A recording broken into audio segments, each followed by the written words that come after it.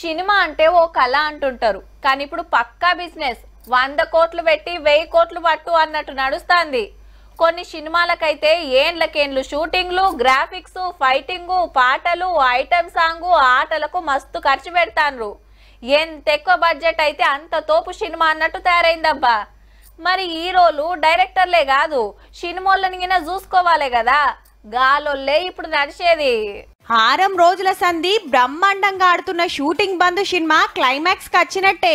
కార్మికులు పనిచేస్తలేరు, మా షూటింగ్ లాగినాయి, మీరే ఏదోటి చేయాలని సినిమా మంత్రుల కాడికి వచ్చిండ్రు నిర్మాతలు. హైదరాబాద్ లా కోమటిరెడ్డి వెంకటరెడ్డి సార్ ను కలిస్తే అమరావతిలా కందుల దుర్గేష్ గారిని కలిసిండ్రు. వాళ్ళు అడిగిన 30% పైసలు పెంచలేం, గిట్లయితే సినిమాలు తీసుడే మాతోటి కాదు, మీరే ఏదోటి చేయాలని కోరిండ్రు మంత్రులను. 50% పెంచేద్దాం.